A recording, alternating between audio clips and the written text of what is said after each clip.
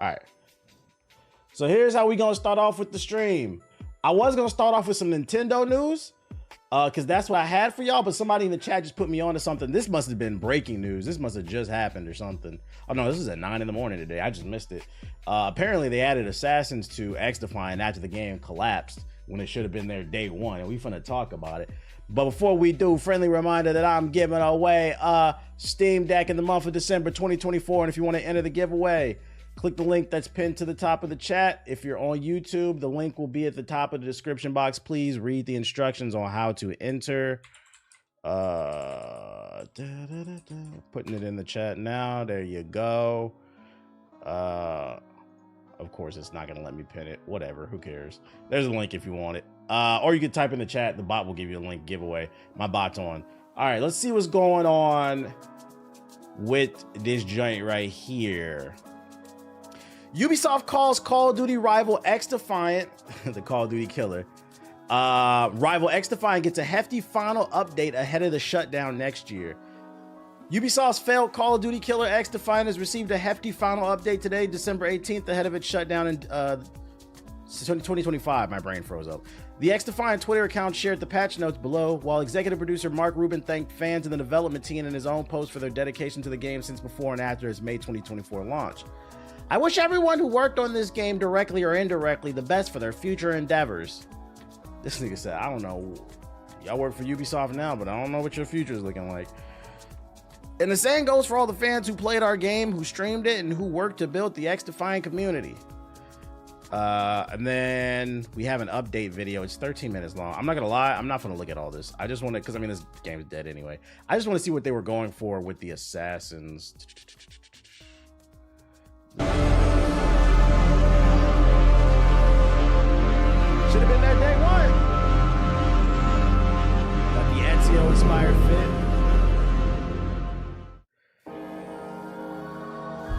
Is it worth re-downloading if they don't fix the cheaters? No, because the game's gonna be shut down next year anyway, so.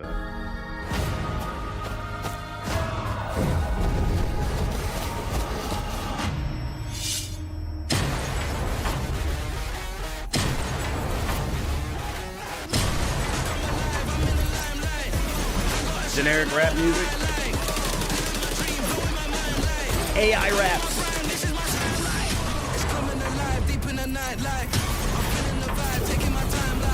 Bad news. You're burned. I'm in my prime. This is my time. Seeing an assassin with an AK cock is crazy. Enemies revealed. This should have been there day one. Day one. This should have been there day one. One of my biggest complaints outside of the core gameplay loop for xDefiant is I've always said the battle pass is one of the worst if not, it's arguably the worst battle pass I've seen for any free-to-play game ever. I've never wanted to not buy something so much in my damn life. If they would have had the assassins in xDefiant day one, that would have gave them something to work with. They could have came up with some cool skins. And even if they couldn't come up with cool skins, they could have put an Ezio cloak, a Edward Kenway cloak, a Adewale cloak, a Connor cloak. They literally could have put all the cloaks from all the famous assassins, Cassandra, in the damn battle pass just to get something, get some type of revenue going. It's like these niggas are allergic to making money. God damn. Over.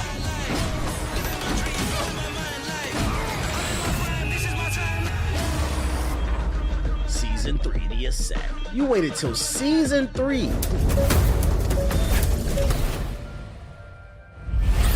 Season 3 goes beyond our regular seasonal updates to fundamentally expand how you play and progress in xDefiant. New for this season is the tactical category. These are game modes that emphasize a more strategic approach. Our first beta mode, Diffuse, is a best of 9 rounds 5v5 showdown with loadouts that expand throughout the match and tension that comes with 1 life per round. Diffuse takes place on a custom-built map, Animus Anomaly, the first tactical map. Adapt your strategies and outmaneuver your opponents in Diffuse with future tactical modes to come. A players versus... Do you think after AC Shadows comes out, Ubisoft could go under? If it doesn't sell well, I think it could be the game. I mean, I think that's why I feel like the writing's on the wall. You see they're taking their time with it. I feel like it is a make or break moment for them. Bots Battle Mode also arrives this season.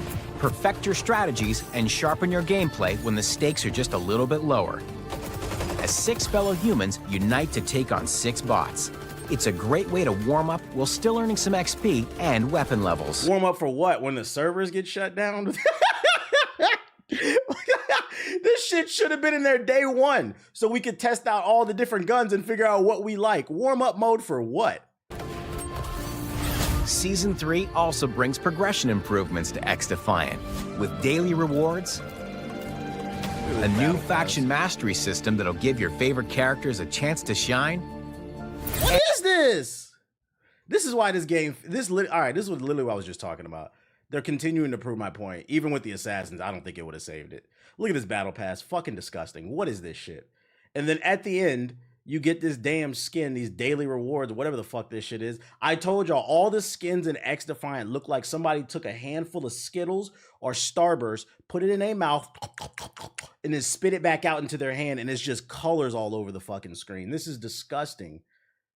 This is why some people hate AI art. Hire a real artist. That's why a Marvel new faction mastery system that'll give your favorite characters a chance to beating Robin's ass. Yo, shout out to Fire Lord Rome with the resub.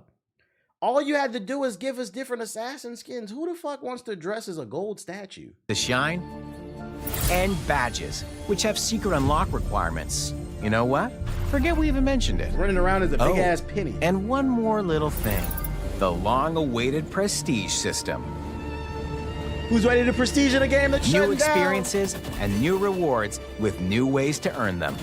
Season 3 expands the world of xDefiant, and of course, still delivers the regular seasonal content updates you've come to expect. What's up, Here they are.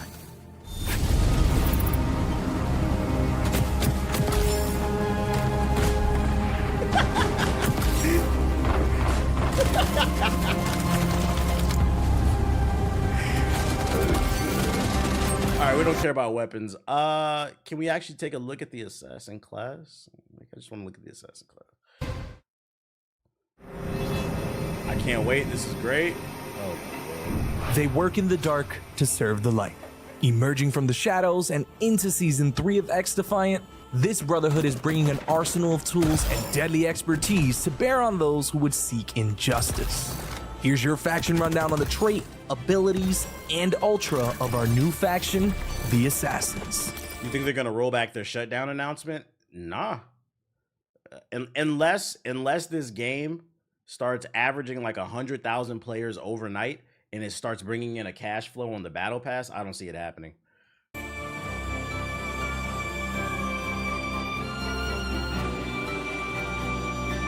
The Assassin's passive is the Hidden Blade. As the Assassins, you'll be using their most iconic weapon and have it as an option to melee, allowing you to assassinate your target in one hit. Should have been there day one. The two one. abilities at your disposal are Cherry Bomb and Eagle Vision. Cherry Bomb is an active ability that will have you toss a bomb down at your current location, causing your target or targets to become disoriented within its area of effect. Eagle Vision allows you to glimpse outlined enemies and reveal their trails. If you score an assassination with the Hidden Blade during the duration of Eagle Vision, it will refresh the duration of the ability. The Assassin's... That should have been in the game day one! That's kind of cool. And it would have been a nice little counter to the Echelon. Ultra is Apple of Eden. When activated, the reality-bending properties of the Isu artifact will allow you to... Yeah, the Hidden Blade animation does look dusty as fuck. This could have been cooler. It should have been an animation where like you jump and actually stab them in the neck. It feels a little lazy. Teleport to your enemies for a limited time, and send each of them packing to a respawn point with a Hidden Blade assassination. You can teleport and stab. Alright, the with Assassins the have laid out their tools of trade, so now let's talk about how you can use them. The Hidden Blade passive rewards players who are looking to get up close and personal with the enemy. Try utilizing weapon builds built around speed so you can close the gap and deliver a killing blow. The Cherry Bomb is best used. I literally said when I was saying like, yo, they should be in the game. They should be a SMG type of class, moving around the map, backdooring people. Disable a group of enemies when storming onto an objective. While not as lethal as the Fire Bomb, it explodes in a much larger radius, allowing you and your team to catch stacked enemies off guard so you can clean things up. Eagle vision is a valuable asset. Let's just ignore that didn't happen in Assassin's Creed. What, teleporting and stabbing people? The Apple of Eden had a lot of different powers. Wasn't the Pope doing wild shit? Also, fucking Cassandra was like immortal. Like it's not out of reason. Like you got, come on, suspend disbelief. Like it's not out of reason for be able to do that shit. I'm pretty sure it was in the game though. I've played so many different ones, but I'm pretty sure there was a fight where somebody was teleporting or some shit. Those with an eagle eye. Having your targets outlined allows you to quickly lock your sights and pop off shots with a sniper or marksman rifle to clear the way for your teammates. It's also good for those on the hunt for enemies that may have taken a flanking route to your team. Finally, the Apple of Eden. You'll want to be careful when and where you use it, as that'll make the difference between coming up short or clearing out the enemy team. You'll want to note that there's a brief time you'll need to lock on to the enemy before teleporting in for the kill. Cheesy. After teleporting, there's a brief cooldown before you can teleport again. My question is, why would I want to do this if I'm directly behind them? Why not just shoot them? Wouldn't that be easier? To the next enemy. If enemies are grouped, it's best to close the gap with the ult, and then use your passive melee to finish the others takes time in true assassin fashion. The assassins offer a number of ways to engage and assassinate your enemies with maximum efficiency. We've outlined some ways you can play them, but we're always looking to hear from you. What ways are you going to play as the assassins? You could tell this video was made ahead of time, and it was made with the mindset that they didn't think they were going to shut down. We're excited to hear your feedback and what you're going to do next in mind. The shutdown might have been like a last minute thing from Ubisoft. They probably were thinking about it already, and they was like, fuck it, pull the plug. Because this video sounds like they didn't think the game was going to die.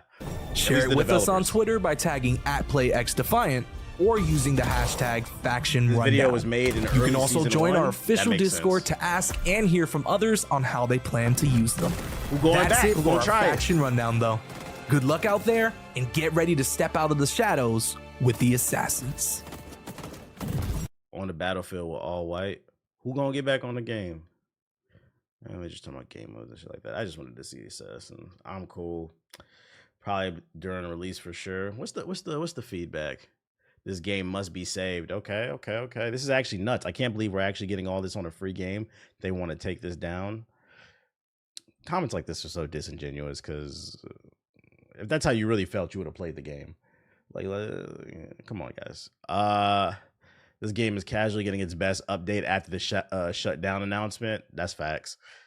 This is so unfair. xDefiant deserved a future. Should have played the game. I will miss this game. I'm good, bro, but solid effort. They going out with a bang. Somebody gonna hop on it. Just know that they shut down the registration, so if you never played the game before, you won't be able to play it now. It's only for people that have played it already. xDefiant for PS4, it could save it. To be fair, those are probably the last people that do play. You're right. It could be. You're right. This could be like the actual community. This 23,000 people. What did you link right here? Sonic 3 debuts with an 89 overall on Rotten Tomatoes. It's the highest score for the trilogy. So critics gave it an 89, so that means fans will probably give it at least like a 92, 93, maybe even like a 95, because, you know, critics seem to always have a bias against gaming material. Never forget what they said against Mario. They gave Mario like a 60. Mario was like a solid 8 to me. That was a fun kids movie. Yeah, so basically watch it. See what IGN gave it? Nah, was they trying to be different? They gave it a 5 or some shit. Sonic 3 IGN. How did I know? 6 out of 10. Better jokes, better imagery, and the 2 inspired comic performances by Jim Carrey give the Sonic sequel an edge of its overly kiddie predecessors. Overly kiddie predecessors. Like, it's a kid's movie. I don't know, man. I don't know. Rivals fans are tripping. What happened? Can I show this? Yeah. I know, I got my shit. Okay. Yeah. And then, oh fuck, okay. They got a BBW I didn't know I had that mod on. They got the Squirrel Girl BBW mod. Oh shit. Who gonna install that, chat? They got the Squirrel Girl Torta mod. This is Torta Girl. This is crazy. You said the link? I don't got the link. Look it up, bruh. Look at y'all nasty asses. Y'all ready to install that Torta mod, boy. Oh, nah. They have a Squirrel Girl naked mod. Why do you know that? Why do you know that? Switch 2 is projected to be the clear winner of the next console generation, according to this article by Nintendo Life. I'm going to take this with a grain of salt. A Nintendo-themed article from NintendoLife.com says Switch 2 will be the clear winner of the next console generation. DFC Intelligence, a long-standing research and consulting firm for the video game industry, has projected that the upcoming Switch 2 will be the clear winner for the next console generation in its 2024 video game market report and forecast. The report states that the Switch successor, due to being officially announced before the end of March 2025, is projected to sell between 15 to 17 million units in 2025, provided Nintendo is able to maintain healthy supplies. Looking ahead further, DFC states that it will likely reach 80 million by 2028. If the software is good, yeah, it could happen. I was curious, like, did they mean like the next generation PS6 and the next Xbox? No, they're talking about this generation. They're talking about this is going to, even though it's coming out later, this could potentially outsell the PS5 and the Xbox Series. I do know when this comes out, I'm gonna try to get my hands on it. Well, it depends on the price. If it's like $400, I might buy like 3. I might buy 1 for myself and then like 2 to give away or something, like if I can get my hands on multiple, maybe at like Costco or some shit like that. Depends on the price.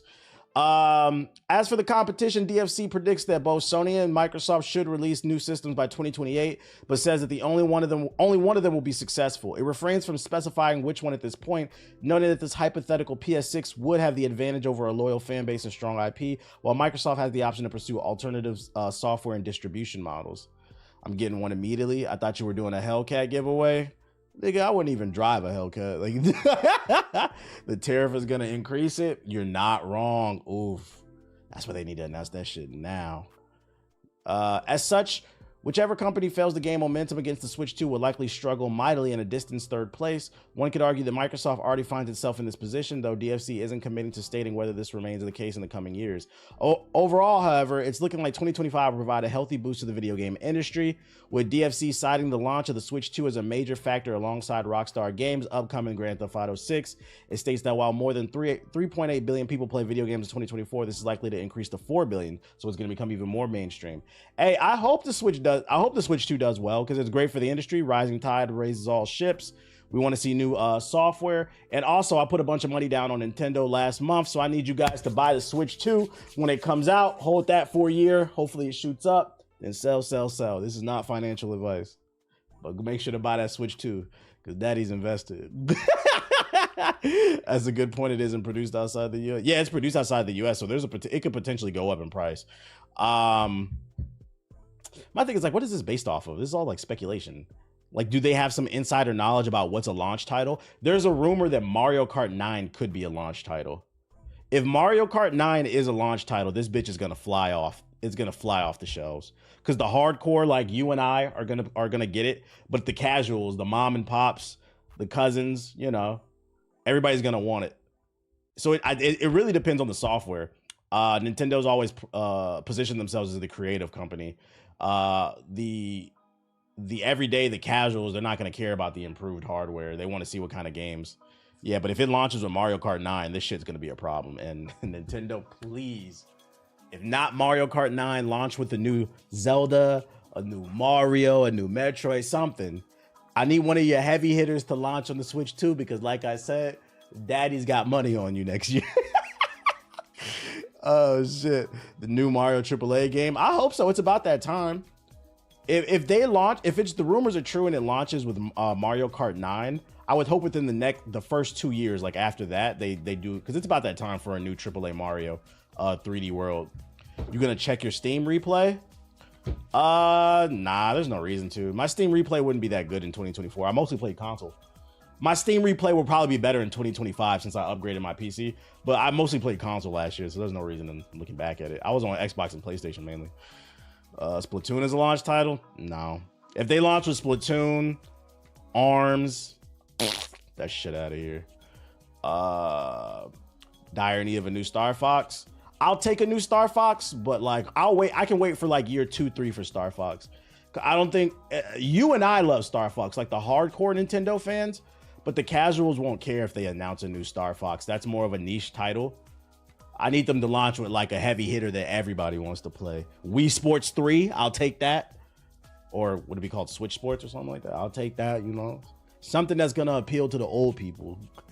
Looked at my Steam replay, 84% of players spent more time on 1 to 8-year-old games. Fucking frauds. Other Switch news. Nintendo Switch sales surpassed the PS2 in the US.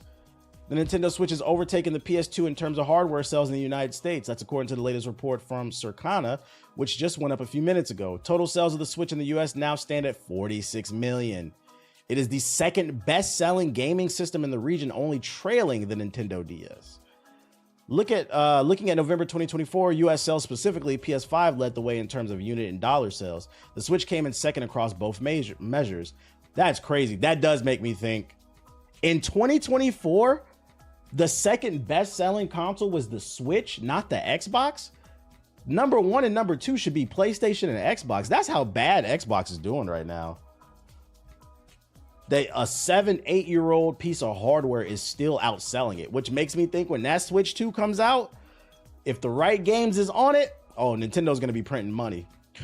Compared to a year ago, Switch sales declined by 3%, but as a console, that will be 8 years old in just a few months. That'll be expected. Only launched in March. Yeah, we know. I think what boosted the sales this year is I've been seeing a lot of bundles. That's how you know the Switch 2 is coming. I just seen a TikTok on my For You page a few hours ago of a couple that was at Costco. And they was like, we came here for food, but we had to get it. And it was a bundle. It was a Nintendo Switch with a big ass memory card, like 2 games and 12 months of online for like $300.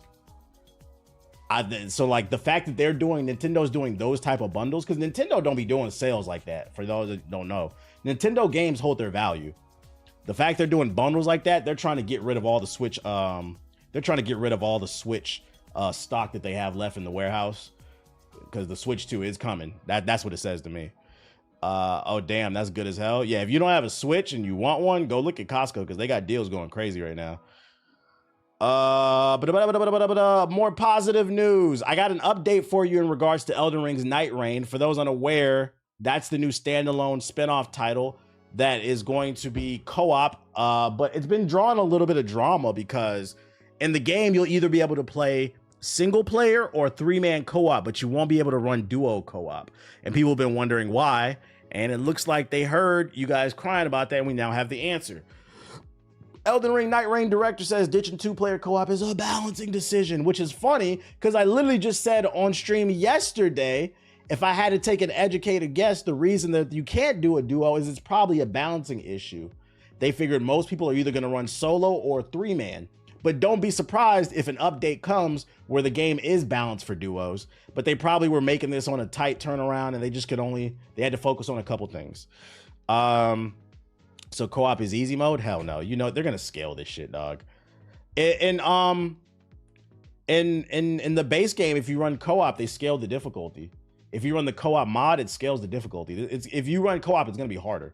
Elden Ring Nightreign is a cooperative spinoff with an asterisk. You can play with a group of 3 or by yourself, but not in a duo. According to IGN's interview with director Izuzaki, there isn't a technical reason for this awkward limitation. However, it is about game balance. This was largely a game balancing decision rather than a game design decision.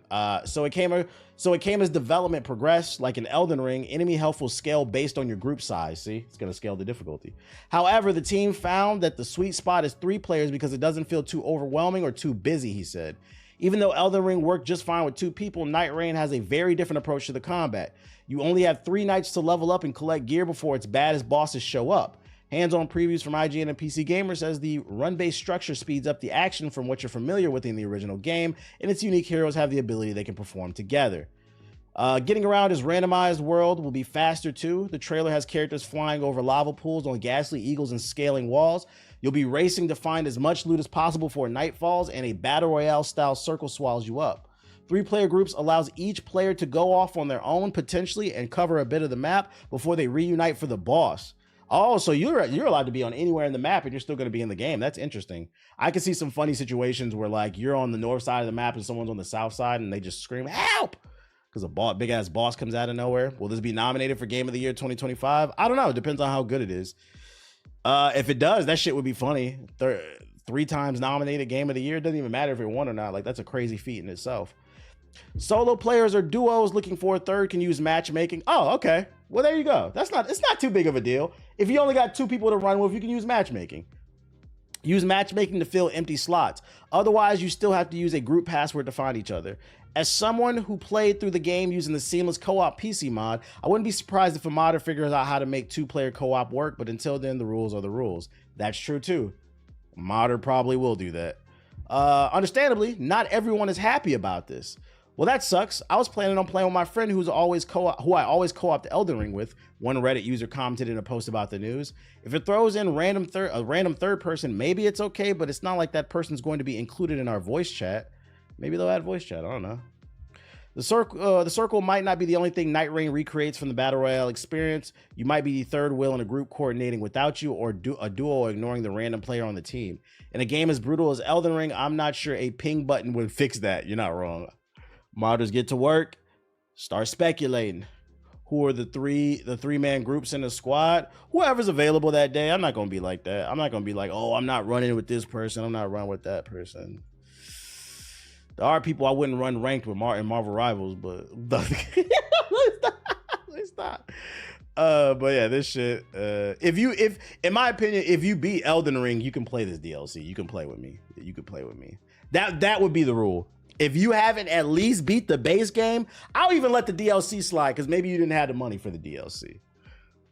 But if you didn't beat at least the base game, you can't run with me. But if you did, we can run together. You good. You good with me. Because my thing is, if you didn't beat the base game, why do you want to play the DLC anyway? Although we saw that happen with Shadow of the Erdtree. It was a lot of people who didn't even beat Mog. Niggas was rushing to beat Mog on stream. This shit is so hard, bro. Did you play the game? Just running the main path and shit. Slow down. Let your food digest. Enjoy it. Enjoy your plate. Achievement check. Achievement check. Lost Soul Aside launches in 2025. New gameplay trailer. Action RPG Lost Soul Aside will launch on PS5 and PC in 2025. This is another game. I don't even think I had it on my list. It might be a banger. Have I seen X-Men 97? Nah, it's on my list of things to watch. According to the PlayStation Store, the story involves embark on an epic odyssey to save your sister and the whole humankind from the dimensional invaders in Lost Aside, a stylish single-player action-adventure RPG. I think this is like that Devil May Cry kind of game that comes from China. Chain lightning-fast combos, learn new abilities, and upgrade your weapons as you take on formidable enemies and colossal bosses and fast, dynamic combat. All right, let's check out the new trailer.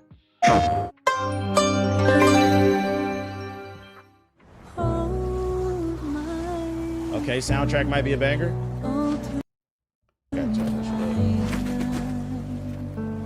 Big titties confirmed. Bad bitches confirmed. Yeah, it's a Devil May Cry kind of game. Or Stellar Blade type shit.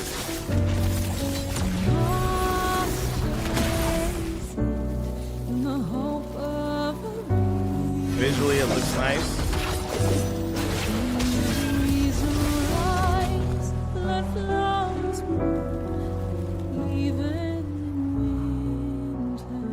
Pretty women, so the game is anti-woke. I'm definitely getting Stellar Blade vibes. The only thing I would be concerned about from this trailer, and I could be wrong, I hope this is not a big ass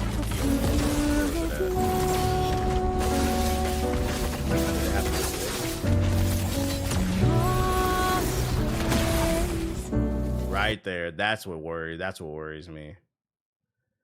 I'm hoping that this is either a linear game that's just about running fades and story, or if it is open world, it has some good exploration. It's kind of hard to tell. It looks like it could be vast, and if it is vast and open world, it looks empty. But I'm hoping this is linear because there is a straight path right there. I'm hoping this is linear. Yeah, I'm gonna need a demo. I can't do these big open empty games, bruh. I'm tired of it. There's way more gameplay out there. I think it's semi-open world. Well, hopefully they put something interesting in it. I didn't know the Eternal Strands game comes out at the end of January. Eternal Strands? What is that? Eternal Strands. Oh, that game. Nothing comes out in January. Maybe I'll try.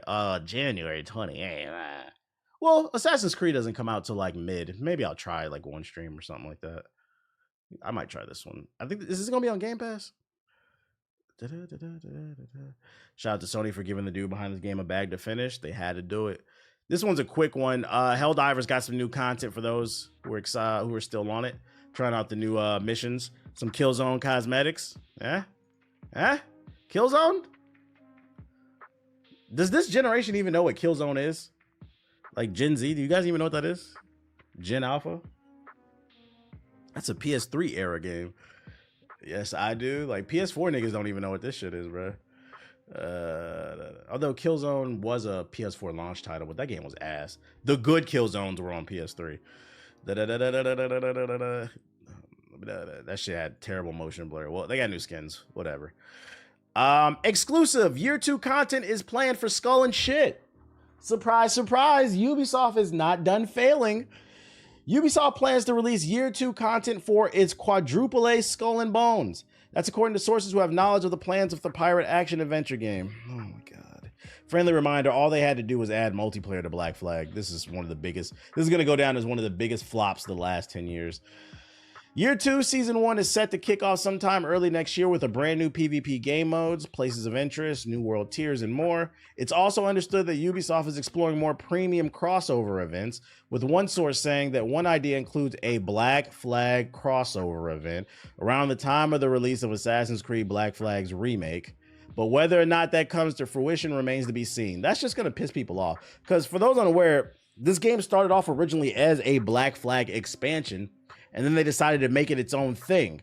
And then midway through development, they scrapped everything that they were working on, and they made it a completely different live service game. I would actually, how about you guys release the original build for this game? I want to see what the original version of this game was like. Was it better than this current shit that they have? Like, if you guys are going to remake Black Flag, don't put this next to it. That's just going to make people mad. Ubisoft is confused. They are.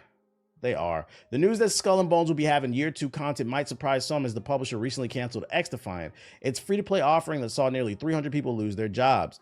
Are more people playing Skull and Bones than xDefiant? Can we look that up? I don't think it's Steam DB Skull and Bones.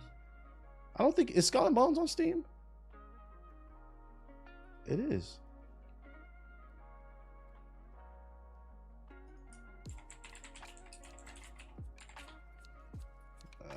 Nah, because xDefiant's only on Ubisoft. But even still, Suicide Squad. How? Suicide Squad has more people playing than Skull and Shit. How are you getting year 2 content? You guys are strapped for cash. You're burning through cash, keeping them servers on. Paying these developers to produce something that nobody's gonna buy. This is crazy. This is crazy. This is like, Ubisoft is like the opposite of American Gangster. You remember when Frank Lucas flooded the streets with blue magic? That nigga said, let's make black magic. Let's make something that nobody wants. Although Captain Yami had black magic. That shit was fire. I don't know. Like, whatever would be the opposite of blue magic. Let's flood the streets with nothing. Like, and in this version of American Gangster, them niggas flew to Vietnam just to hang out, then came back. What'd you come back with? Nothing. Flood the streets with mids. Yeah, sculling. You gonna shoot me, Frank? Amazon's Secret Level has been renewed for a second season. This is the video game theme show. It's an anthology series, meaning every episode involves a different theme. I know they have a Sifu episode, a Mega Man, a Pac-Man episode. There's Armor Core. So it's been so successful. Amazon is killing it. And when it comes in terms of television, that Batman series is really good. But Invincible, they're killing it. It's got renewed for season 2. So if you enjoyed it, it'll be back for more. It'll be back for more. This is a show I haven't watched, but it really makes me want to watch it too, because it got renewed. No Lie, Secret Level was really good. It looked good. It looked good. They got a Concord episode. Fuck out of here. The NBA is back in hot water. Recently, they've been in hot water because viewership is down. Last I checked, it's down 49% as of this week. People have been blaming it on a multitude of different reasons. People shooting too many threes. People are saying nerds ruin basketball, and I kind of tend to agree. Analytical basketball. Why take a mid-range? Just step back and shoot the three. Why dunk the ball? So now I know everybody's just shooting threes. The Celtics take 150 threes per game, shooting at 35%. The refs, that's one thing I've seen a lot of people don't talk about. The refs have ruined the game. Gambling has ruined the game. Although I think those two go hand in hand. I think the refs be having parlays on the game and shit. There's a lot of different things. The players, they're divas now. You got Gumbo, Zion Williamson, sweating. He needs to because he needs to lose weight. That's why he fired his agent, because he's worried about not having any market value. And newsflash, you don't. Nobody wants a 6'6", 300-pound nigga that can not stay on the court. Can't shoot either. He's going to go down as one of the biggest what-ifs if he doesn't get it together in the next year, unfortunately. But the point I'm trying to make, yeah, prize picks. The point I'm trying to make is viewership is down. Viewership is down. Players are sitting out. You got big crybabies like Joel Embiid. And we got more drama. The Charlotte Hornets respond after backlash to their skit. For those unaware, they did a skit where they pretended to give this kid. Anybody ever been to a basketball game? For those who've never been to a basketball game or any sporting event, any type of big event, right? What you see on TV is not what's necessarily at the game. On TV, they'll just show the game. If you actually go to a sporting event, during the halftime show, you'll get the dancers. They'll play little mini games like, oh, hit this shot and you can win $10,000. So during the halftime show of a recent Charlotte Hornets game, they did a skit where they called some kid out, some nice little Timmy, out from the crowd, and they said, hey, you get a PS5. And when the camera shut off, they took the PS5 away. It was a lie. It was a fucking lie. As soon as the cameras were off, they took it back and gave him a jersey instead of the PS5. He's now received a real PS5 and VIP tickets to a future game due to backlash. This is why the NBA is losing, bro. It hurts my soul.